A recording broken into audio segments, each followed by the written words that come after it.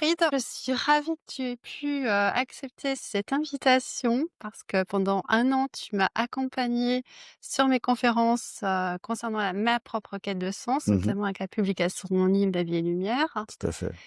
et aujourd'hui, nous allons t'interviewer sur ta propre quête de sens. Je te remercie Sabrina pour ton invitation. Donc est-ce que tu peux déjà te présenter en quelques mots, ce que tu Oui, fais? Et très ra qu'est-ce qui te motive à parler de ta quête de sens? alors déjà, ce que je fais, rien ne m'attriste plus que les personnes qui ont un super produit, un super service, un super message à faire passer, Mmh. puis au moment de parler, de présenter, ben, ça le fait pas et ça m'attriste d'autant plus que je suis passé par là. J'ai 20 ans, j'échoue lamentablement à une présentation orale que j'ai longuement préparée et je me sens vraiment, nul, moins que rien, loser. Donc à partir de là, je cherche vraiment à m'améliorer sur les prises de parole en public et la vie est sympa avec moi. Elle m'a offert des tonnes d'opportunités dont nous parlerons certainement ensemble et comme elle m'a offert ces opportunités, aujourd'hui, je peux aider mes clients à, exceller dans leur présentation orale pour mieux vendre, inspirer et convaincre. Et ma quête de sens, elle est vraiment en permanence, comment faire en sorte pour que les gens qui ont un super message à faire passer, puissent le faire passer le mieux possible. C'est vraiment là où je me réalise, où j'ai, la banane, où je suis heureux. Qu'est-ce qui fait que c'est si important pour toi, la prise de parole, Tu peux Alors dé expliquer un peu l'origine, ou alors l'origine. Alors déjà, pour répondre à ta question, qu'est-ce qui fait que c'est important pour moi? Beh, justement, ces personnes qui ont besoin de faire passer, un message important ou de vendre un produit important ou un service, il faut savoir qu'il y a des personnes en face et ces personnes en face ont sans doute besoin de ce produit ou de ce service ou de ce message de motivation, d'inspiration pour que ces personnes justement aillent mieux ou bien, soient plus heureuses, passent un bon moment et quand ce message, il est mal, envoyé mmh mh. et que l'autre personne donc en face, bah, le reçoit mal aussi, eh bien il y a pas le match, ça se fait pas. Alors qu'il y a un bon produit, un bon service, un bon message, de l'autre côté, ben, on le reçoit pas bien. Mmh. Et au milieu, c'est justement comment faire passer le mieux possible ce message. Et que ça fait quand le message ne passe pas bien. Ça crée 2 frustrations. La première frustration, c'est celui qui envoie le message. Parce que lui, il a bossé sur son service, sur son produit, sur son message, c'est sa vie et il n'arrive pas à se faire «comprendre» entre guillemets.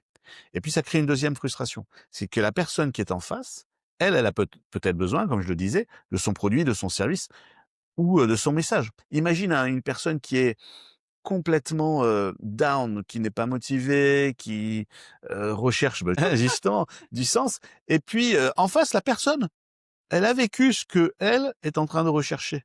Elle l'a vécu, elle peut lui Mmh. expliquer tout, elle peut tout lui raconter et elle peut l'inspirer, C'est mais pour elle ne ça sait pas qu'on le va faire. t'interviewer sur ta propre quête de sens, Ben du voilà, coup, inspirer les autres. si c'est le but, c'est parfait, quoi. Et donc ça, c'est la question, pourquoi aujourd'hui je fais ça? Et c'est quelque part la solution entre 2 personnes qui ont un problème. L'un a un problème, enfin la personne qui reçoit le message a un problème particulier. Ça peut être: «J'ai mal à la tête» et l'autre peut l'aider parce qu'elle a ce résultat de: «Moi, je peux t'aider à ne plus avoir mal à la tête». Donc ça donne la banane à l'un et à l'autre donc et c'est là où j'aime ce que je fais, Mmh. c'est quand enfin les 2 peuvent matcher, Mmh. que ça me rend heureux. C'est vraiment là où, waouh, je suis bien, quoi Mmh. et Tu voilà as donc besoin finalement de te sentir utile oui, vers les autres, ouais, pour mmh, les mmh, autres, mmh. à Ah bah là, travers cette approche de la communication. tu touches le pain point directement, tu touches la douleur directement.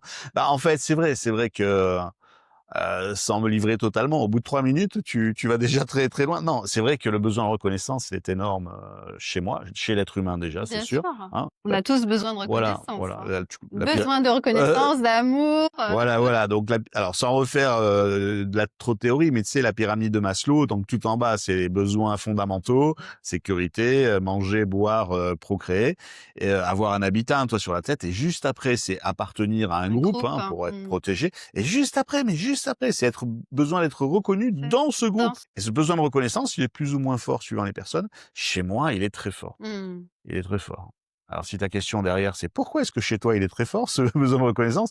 Bah, je suis, issu d'une fratrie de 5 enfants. Je Mmh. suis le deuxième de cette fratrie et à un moment donné, il fallait faire sa place Mmh aussi. mh. Parce que l'amour, même si on dit qu'il se divise pas, l'amour des parents se divise pas, mais au contraire se multiplie. Quand tu as un enfant, tu l'aimes autant que si tu as 2 enfants, si tu as 3 enfants, 4 enfants. Mais lorsque tu es enfant et que tu te dis à ce moment-là: «Bon, bah, quand même l'amour, il doit être divisé par 5 ou le temps, ou l'énergie que consacrent les parents». Donc c'est vrai que quand on a commencé à être de plus en plus nombreux, j'avais peut-être cette impression Mmh. que, ben, mes parents me consacraient peut-être un peu moins de temps, un peu moins de temps. Alors peut-être que ça a généré chez moi, ce besoin de reconnaissance. C'est possible. Moi, ce que j'aime, c'est vrai aussi, c'est que, les personnes qui communiquent soient reconnues aussi, parce Mmh. qu'elles ont elles aussi ce Mmh. besoin de Qu'en voilà. fait, c'est ce besoin de reconnaissance à la fois pour les personnes Oui, et pour toi, puisque ça te permet d'avoir une certaine satisfaction, bien sûr, quand le tout à fait, résultat est là, te donne du sens dans ton métier. exactement. Mmh. Exactement. Donc aujourd'hui, je suis conférencier, je suis formateur en prise de parole, en vente, en négociation, en persuasion, en management, en leadership, c'est-à-dire en Mmh. fait tout ce qui touche à la communication. Et puis je suis, coach également pour, dirigeants notamment, pour conférenciers également et alors, ta question donc c'est tu peux répéter ta question en fait? D'où vient l'origine de ce besoin de communiquer pour toi? Qu'est-ce Alors, bah, je t'ai dit, tout à l'heure, je t'ai dit qu'à un moment donné dans ma vie, vers l'âge de 20 ans, j'ai échoué, mais vraiment lamentablement à une présentation. J'ai préparé une présentation pendant 3 semaines, alors que d'habitude je prépare du jour pour le lendemain et là je voulais vraiment super bien préparer parce que la prof, madame Bontou, qui allait, m'écouter, bah, c'est quelqu'un que j'aime bien, je suis un peu son chouchou, je veux pas la décevoir, besoin de reconnaissance. Elle me reconnaît donc j'ai surtout pas envie qu'elle me reconnaisse plus. À chaque fois, elle dit: «Ouais, Siegfried, il bosse bien. Siegfried, c'est quelqu'un qui est sérieux» et cetera. Donc du coup, je me suis un peu mis ce costume et donc je prépare 3 semaines à l'avance et quand j'arrive devant elle, elle me dit: «Vas-y Siegfried, je t'écoute» et je commence, à parler. Je suis tout fier. Je parle, j'ai un ego, et elle me dit au bout de 5 minutes: «Siegfried, stop. Je comprends rien, tu mâches tes mots, tu as aucune structure, tu n'as rien préparé, tu retournes chez toi, tu Mmh. prépares sérieusement cette fois et tu reviens».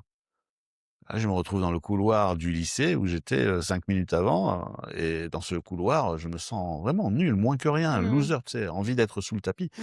Ça, c'est une situation absolument désagréable et ça me vient de là, c'est-à-dire qu'à ce moment-là, il y a une petite idée qui alors 2 idées qui me tapent dans la tête. La première, c'est: «Arrête tout, tu es nul, Mmh. ah, tu sauras Ouais, jamais rien faire». l'effondrement, Ah mais vraiment et très, très vite, je sais pas pourquoi, il y a un la vie, je te dis, a été gentille avec moi, m'a envoyé une autre idée. Cette autre idée, c'est: «Siegfried, il faut vraiment que tu t'améliores dans les mmh. présentations orales» et c'est quelque part cette idée que j'ai suivie, avec des péripéties, bien sûr. Donc voilà et notamment donc ensuite, bah, je suis parti aux États-Unis. J'ai appris à vendre des livres en je vendais des livres en porte-à-porte et j'ai appris surtout comment on présentait bien les Mmh. choses Mmh. et honnêtement, clairement, de façon éthique. C'est bizarre, hein, pour, des Américains qui vendent des livres en Mmh. porte-à-porte, d'être éthique et cetera. Mmh.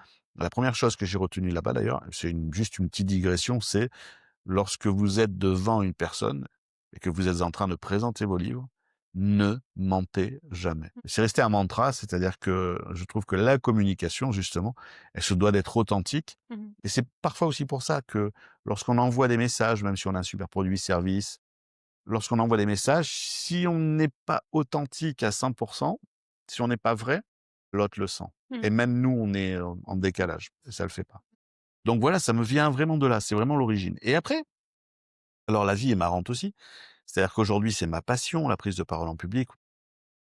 Et je m'aperçois, de temps en temps, que, ah bah tiens, j'aime faire ça aussi, la prise de parole en public, parce qu'il y a aussi ça.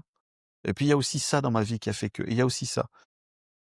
Qu'est-ce que tu entends par réussir ça? Qu'est-ce que ça t'a amené dans un changement de vision, de perspective de vie finalement, cette expérience?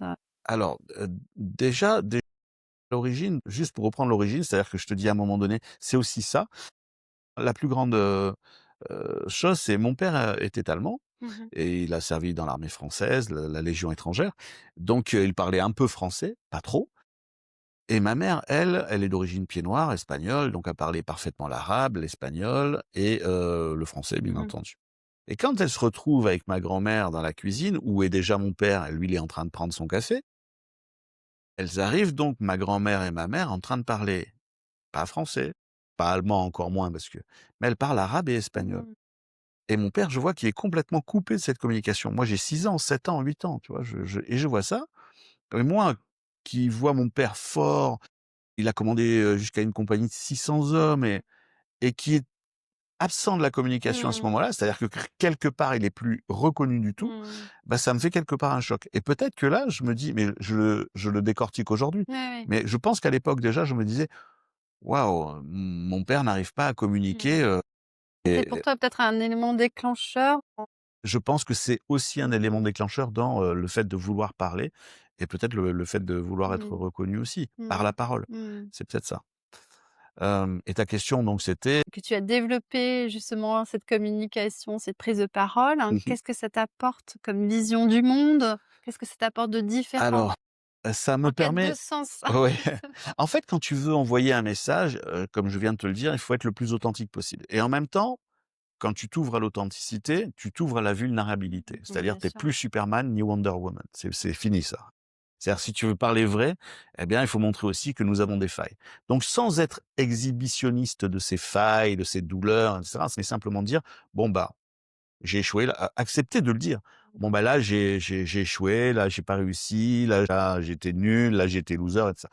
Accepter Mmh. et à partir du moment où on accepte ça, à la fois d'être authentique donc et donc vulnérable, les autres en face ont plus confiance parce que eux aussi, ils sont dans le même état que nous. Bah, ils ont leur authenticité, Mmh. leur histoire et en même temps leur vulnérabilité et quand ils voient que l'autre accepte de se montrer vulnérable, elles peuvent s'identifier Mmh. et Ça fait un effet miroir. ça fait un effet miroir et donc ça ce que ça me permet aujourd'hui, c'est d'être beaucoup plus dans la vérité quand je communique avec d'autres personnes et puis d'être aussi plus tolérant par rapport aux émotions des uns et des autres. Mmh. C'est-à-dire que quand on est dans l'authenticité, la vulnérabilité, bah, la vulnérabilité, c'est aussi à un moment donné, bah, se mettre en colère alors que c'est pas justifié. Mmh. Ou se mettre en colère avec quelqu'un alors que cette personne, c'est la dernière avec qui il faut se mettre en colère. Mais on se met en colère avec elle parce qu'avant, on a subi les embouteillages, les retards, un chef qui nous a énervés et puis la dernière personne qu'on va voir, c'est peut-être elle qui va récolter toute notre Mmh. colère et cetera. Donc quand on en tout cas, moi, c'est ce que ça me permet aujourd'hui. Le fait d'avoir vu tellement de monde, de travailler beaucoup sur la communication, les messages, l'authenticité, la vulnérabilité, bah, ça permet aussi, je m'en aperçois, hein, de façon assez surprenante, mais je m'en aperçois, ça permet aussi d'être plus tolérant finalement, Mmh. de comprendre un peu mieux. Alors à mieux se connaître, oui, ça c'est une certitude, à mieux se connaître parce que, parfois alors qu'on est dans la communication, Mmh. on s'aperçoit que ce qu'on est en train de dire, c'est pas tout à fait ce qu'on a envie de dire, tu vois? Donc, ça oblige à conscientiser tout ce qu'on est en train d'envoyer comme message et puis la responsabilité, le devoir qu'on a derrière ça. Mmh. Je sais pas, un exemple tout simple, si tu veux vendre un produit et qu'à un moment donné, la personne en face te pose une question et te dit: «Et ce produit fait aussi ça?» et que tu te surprends à dire, «Oui aussi, oui ça fait aussi ça parce que même si ça fait pas ça, c'est pas grave, de toute façon pour elle, ce sera pas grave». Bah, tu conscientises que là, tu es en train de taper à côté. Donc ça permet aussi de se comment dire? De se contrôler, voilà, de De filtrer tout ce prendre la hauteur, du recul aussi par rapport à ses propres émotions, à ses propres comportements. exactement. Mmh. C'est-à-dire que, soit dans mes valeurs, en fait, il y a une valeur qui est pour moi fondamentale, c'est l'exemplarité. Mmh. C'est quand on dit quelque chose ou quand on demande à quelqu'un de faire quelque chose, au moins faire la même chose qu'on est en train de demander à l'autre. Si on dit, «Bon, moi, je ne supporte absolument pas», alors, dans mes valeurs, la gestion du temps, c'est vraiment très, très haut. Le respect pour le temps, c'est très, très haut. Si tu es manager, que tu convoques, tout le monde à 9 heures, puis que toi, tu arrives parce que tu es manager à 9h15 en disant: «Waouh, je viens de terminer un dossier énorme» et cetera, donc hop et on commence.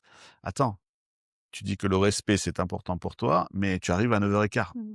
OK, tu avais peut-être tes raisons, mais si tu arrives à 9h15 et que tu respectes pas tes valeurs, ça le fait pas. Oui, ça Donc c'est nécessite d'être et aligné voilà, avec, qui on est voilà, vraiment et ses propres. exemplaire. Donc lorsqu'on propose aux gens de mieux communiquer, de mieux envoyer ses messages, de mieux parler, de mieux convaincre, de mieux vendre, il faut être exemplaire à ce niveau-là. Mmh. Donc tu peux pas dire à un moment donné: «Je dis ça, ça va le faire». Non, tu peux pas. Parce que tu te dois d'être exemplaire, parce que c'est justement ce que tu enseignes, Mmh. ce que tu proposes. Donc oui, à ce niveau-là, ça m'a, beaucoup apporté. Parfois, c'est même contraignant. C'est Mmh. même contraignant parce que parfois, tu as envie d'être plus en confort mais ça peut être contraignant, quoi. Mais en même temps, tu as acquis une meilleure connaissance de tes fonctionnements, de tes croyances, de tes Et valeurs, justement, puisque ex tu en parles et ouais, finalement, c'est ça qui est important dans ouais, la ouais. vie, c'est Tout trouver son chemin, son propre chemin et savoir qui nous sommes vraiment. e exactement.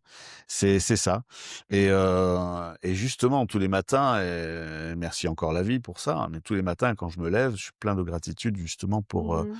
tout ce parcours que la vie a bien voulu me faire, faire, parce que je suis pas tout jeune, tout ce qu'elle a bien voulu, oui, me donner, Mmh. toutes les opportunités, toutes les expériences qu'elle m'a données et chaque matin, en fait, c'est la gratitude, d'être vraiment où je dois être Mmh. et où je dois être, c'est où? C'est, justement dans cet endroit où, à chaque moment, pour mieux s'entendre les êtres humains, entre nous, Mmh. eh bien, on a besoin de mieux communiquer, de Mmh. mieux, respecter l'autre dans ses messages et de mieux essayer de comprendre l'autre lorsqu'il envoie ses messages. C'est vraiment, et tous les matins, je me dis: «Waouh, mais La quelle chance!» gratitude à qui tu t'en Alors moi, j'envoie ma gratitude alors, suivant, alors moi, je sais ce que je dis aux autres, hein, enfin, mais à ceux que je rencontre et cetera. La gratitude, enfin, il faut être plein de gratitude, quoi. On vit dans enfin, je sais pas, là, on est sur la Côte d'Azur, là, nos spectateurs voient pas, mais on a un bleu azur d'enfer en face, on a une mer, extraordinaire. Donc bon, même si on ne vit pas là, tous les matins, on se lève, on respire, on va faire des choses qu'on sait pas encore ce qu'on va faire et tout, donc gratitude. Pour moi, l'univers, la vie, et cetera. Bon, moi, je suis est-ce que tu es croyant. Oui, croyant? oui, Est-ce moi, je suis croyant. que tu as développé une spiritualité? Comment? Je suis croyant, je crois en un Dieu, voilà. Je ne suis pas pratiquant. Mmh. Ma mère est catholique, Oui. mon père est protestant, Mmh. donc entre les 2, alors Marie, oui ou non? Tu sais, parce que les protestants, c'est Marie, non. Catholique, Marie, oui. Ma mère s'appelle Marie, ma grand-mère Oui. s'appelle Ah Marie, oui, enfin, oui, donc leur 2e prénom. Ça Ma grand-mère s'appelle Marie, 1er prénom, ma mère Marie, 2e prénom, donc tu vois, c'est fort et mon père, lui, est protestant. Donc moi, c'est voilà, c'est un Dieu. Quand je rentre dans une église, vraiment, je suis toutes les énergies qu'il y a à prendre, mmh. je me sens vraiment bien. Donc moi, c'est vraiment, oui, plutôt, religieux. Quand je remercie, Mmh. Tu remercies effectivement Dieu. Dieu. Mmh. Moi, pour moi, c'est Dieu. Voilà, on lui met le costume qu'on veut, l'habit qu'on veut, personnellement, c'est Dieu. Et moi, c'est plutôt, donc le côté chrétien D'accord. qui m'anime. Et quel lien tu peux faire finalement entre, cette gratitude vis-à-vis de Dieu et Oui. ce que tu fais, ce qui te donne du sens aujourd'hui dans ton travail? Alors est-ce que tu peux faire un rapprochement ou pas? Je sais pas, est-ce que tu t'es déjà posé la question? Déjà, tous les jours, je prie tous les jours. Tous les matins, je prie, et je prie à la fois pour, plein de gratitude. Mmh. Donc, merci pour tout ce que j'ai. Donc ce sont des prières, qui sont pas des prières, qui sont dans la Bible ou quoi, hein. Ce sont vraiment des prières personnelles. Donc merci pour tout ça. Et puis également, je le challenge, tu peux m'aider sur, parce que là, j'ai une prise de parole importante, j'ai une conférence importante, dis-moi, tu voudrais pas me donner un coup de main parce que là, j'ai besoin de toi, quoi. Donc s'il te plaît, aide-moi, quoi. Aide-moi à faire en sorte que cette conférence, se passe le mieux possible et pour moi et pour les autres. Donc tous les jours, je le challenge. Le pauvre, il a du boulot avec moi, hein. Donc tous les jours et c'est en permanence. Dernier moment, c'est et même sur scène, je me surprends parfois, quand Mmh. je suis sur scène à donner des conférences,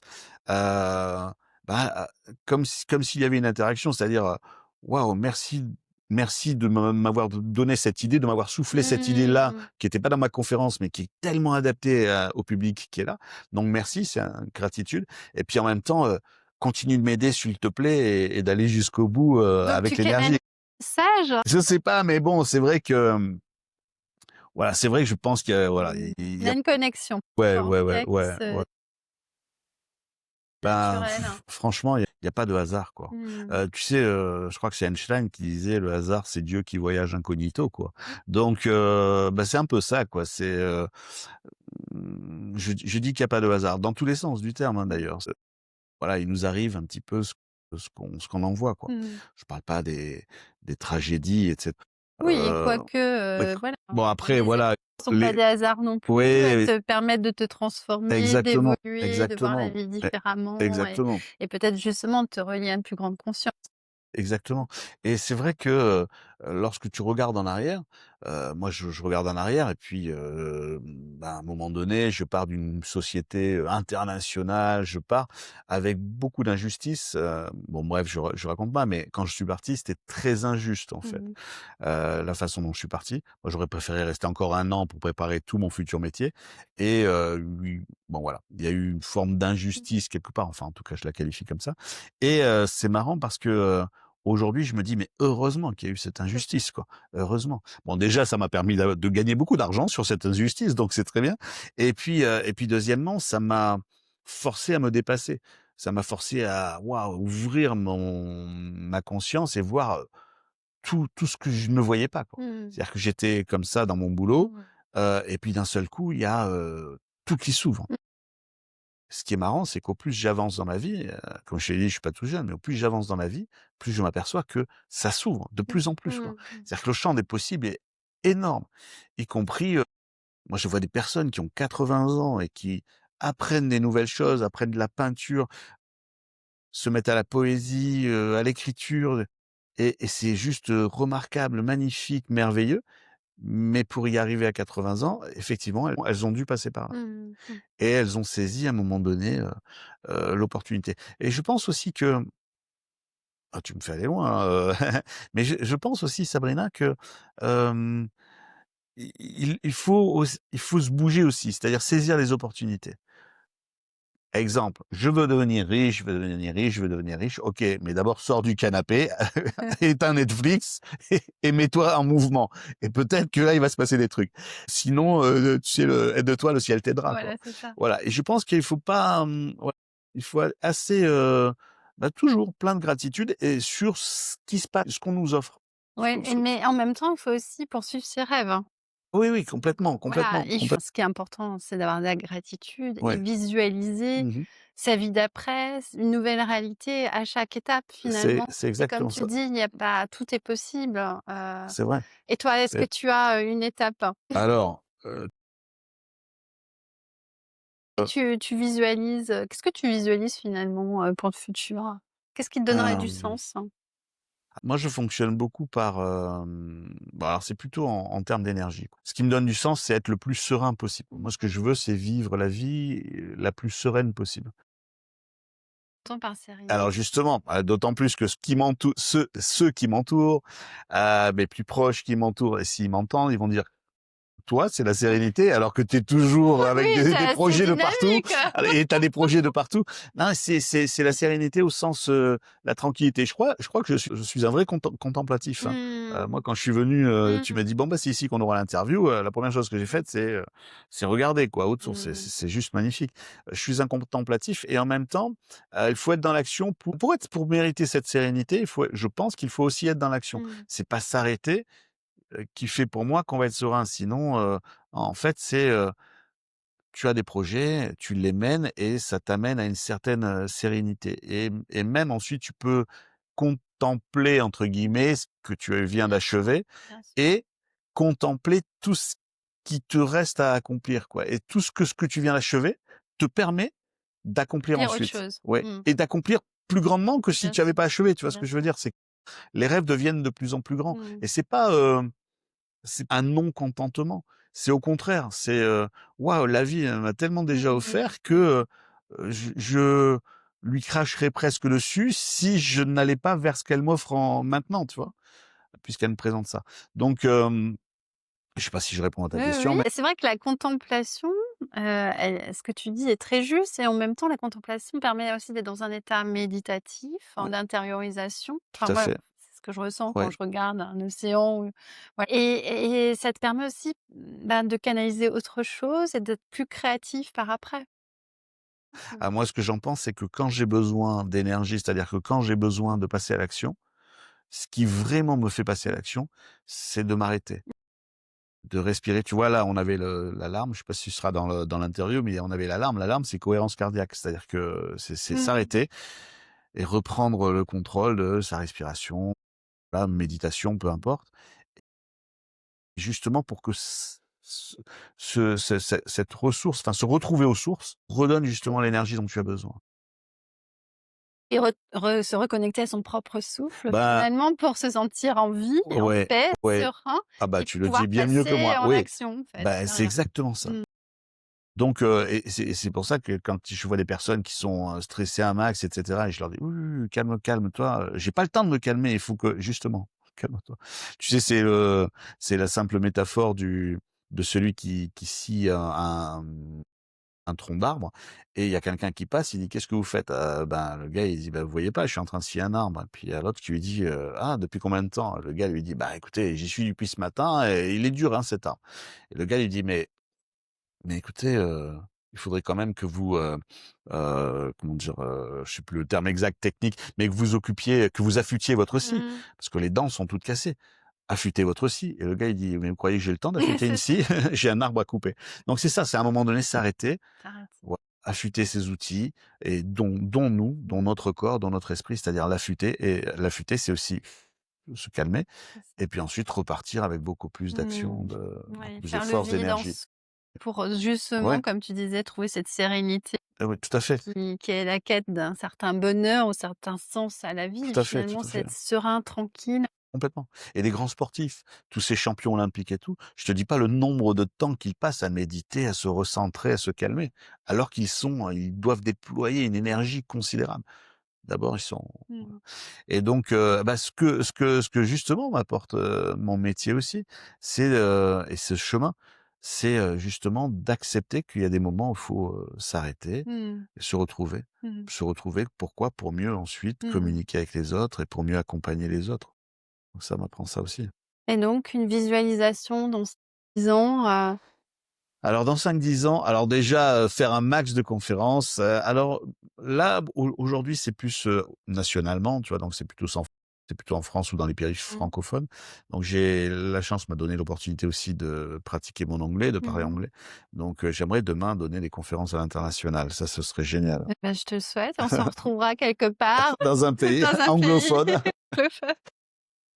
Très bien. Et alors si tu avais un conseil, un mantra à donner, aux auditeurs, au public, ce serait quoi, pour toi par rapport à cette quête de sens, qui t'a finalement animé dans ton métier, Mmh mh. ce qui est important? Mmh. Alors je me suis aperçu d'une chose et je m'en suis aperçu à l'âge de 40 ans à peu près. Je m'en suis aperçu à travers un exercice, de PNL, programmation neurolinguistique. Bon, un exercice tout simple et cetera et puis j'en suis arrivé à la fin donc à ce mantra que tout est possible. Je pensais pas, quand j'étais jeune, je pensais pas que tout était possible. Je pensais que tout était déjà écrit ou que on pouvait y arriver à la condition que nos parents, soient déjà riches ou Mmh. possèdent, Mmh. et cetera et c'est que comme ça qu'on pouvait y arriver et je m'aperçois que non, pas du tout. Tout est possible et à la limite, au plus c'est difficile, au plus les opportunités s'ouvrent, au plus le champ des possibles, Mmh. s'ouvre. Au plus il y a de handicap, au plus on a d'excuses, au plus ça s'ouvre. En clair, je tu connais Philippe Croizon, cet homme qui a perdu ses 4 membres, il a traversé la Manche à la nage. Il a relié les 5 continents à la nage. Il a fait le Paris-Dakar. Donc on lui a tout fait, des instruments spéciaux et cetera. Il s'est entouré de partenaires fantastiques. Il est devenu conférencier. Il est chroniqueur dans des radios et cetera et il dit: «Ce que la vie m'a offert de plus précieux, c'est de m'enlever mes 4 membres. Parce que sinon, j'aurais pas eu la vie que Bien j'ai sûr. aujourd'hui». C'est fou quand même, hein? Donc Mais il faut y croire, il il faut faut avoir y cette croire. foi, il faut avoir cette foi que tout Tout est à fait. possible. Que voilà et C'est ça qui est c'est important. pour ça que mon mantra, c'est aujourd'hui: Mmh. «Tout est possible». Donc si, ben, tes auditeurs ont, des projets, Mmh. ont ou traversent des difficultés, peut-être même des très grosses difficultés, il faut quand même qu'ils conservent, dans le cœur et dans la tête Mmh. que tout est possible. Mmh. Vraiment tout est Ouais, possible. c'est vraiment Au bon important de sens le du dire. terme. Et puis on a toujours cette capacité à créer notre réalité. Et c'est Quand on exactement ça. dit que tout est possible, c'est à nous de créer ce tout est Exactement, tout à possible. fait, tout à fait. En visualisant, en ayant cette foi inconditionnelle C'est en vrai. la vie, en l'univers, peu importe, et on Complètement, arrive à réaliser complètement, de belles choses. complètement. J'avais lu là aussi cette phrase magnifique qui disait que en fait les choses existent 2 fois. Une fois dans notre tête, Mmh une mh. fois dans la réalité. Mmh. Et il prenait cet exemple tout bête. La chaise que tu vois ici, elle a d'abord existé dans la tête de Mmh. quelqu'un Mmh. qui a ensuite créé cette chaise. Et si elle existe aujourd'hui, c'est parce que d'abord elle était dans l'esprit de quelqu'un. Oui. Et donc je te rejoins complètement. Et je pense que ça Ça doit aussi passer par le cœur. Si Et c'est l'intention est bonne, exactement, exactement. ça passe par le cœur et là, tout est possible. Magnifique. Merci en tout cas Siegfried, Merci à pour toi Sabrina. cette interview, d'avoir accepté mon invitation et j'en suis ravie et je te souhaite une belle réussite. Merci, à très vite.